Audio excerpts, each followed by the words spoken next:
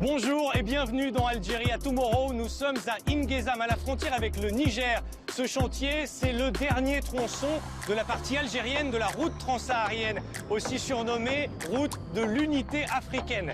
Elle est couplée d'un câble de fibre optique. Allez, on va voir ça. Imaginez, il y a plus de 50 ans, la route transsaharienne est aujourd'hui presque terminée.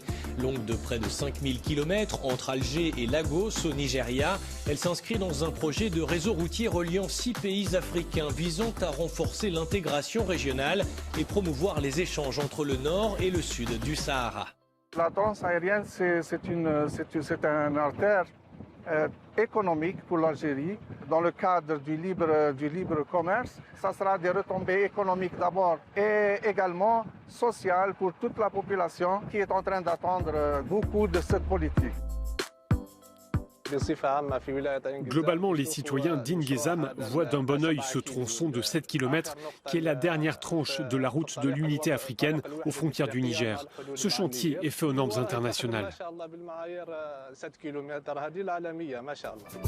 Des dunes du Sahara, au relief des hauts plateaux, jusqu'à la capitale, Alger. La route nationale 1, son nom en Algérie, traverse le pays dans sa diversité et relie des territoires reculés comme Tamanrasset, lieu de rencontre historique des caravanes nomades, restée une importante plateforme commerciale à 1900 km d'Alger. Tamanrasset, c'est un carrefour de toutes les nationalités africaines. Les transactions en troc ont pris de l'ampleur ces dernières années. Donc la nomenclature des produits exportés et importés augmente d'année en année, elle est révisée d'année en année selon les besoins de notre pays et les pays limitrophes. Face à cet afflux de marchandises, les tronçons existants sont modernisés. Leur capacité portante et leur largeur sont augmentées, suivant des études géotechniques prenant en compte les conditions difficiles du Sahara, afin de sécuriser le passage des camions. La RN1, c'est la veine principale entre l'Europe et l'Afrique du Nord. Sans la RN1, On y cuit, si on peut dire.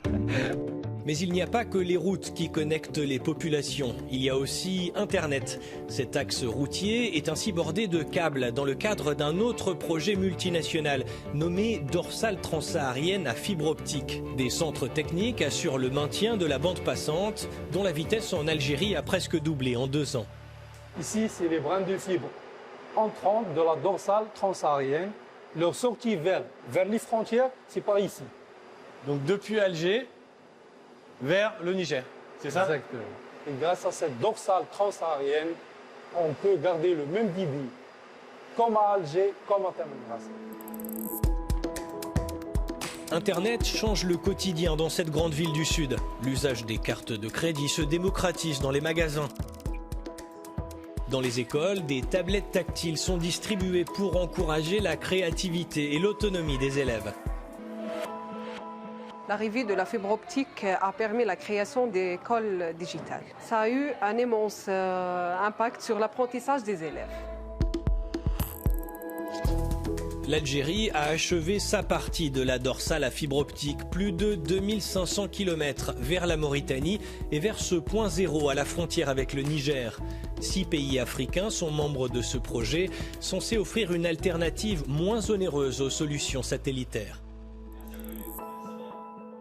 Ce projet, justement, il permet aussi à des pays qui n'ont pas de littoral, qui n'ont pas accès à la mer, ils n'ont pas de câbles sous-marins, il leur permet d'accéder à l'international, justement. Ça permet d'émerger des startups, de l'innovation, ça permet aux femmes aussi de faire valoir leurs travaux, ça permet aussi la formation à distance, ça permet de contribuer au développement numérique de nos pays africains.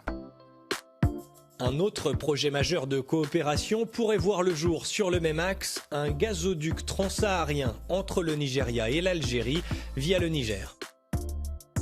Voilà, c'est ici que se termine cet épisode. Vous pouvez le retrouver comme tous les autres sur euronews.com et nos plateformes numériques.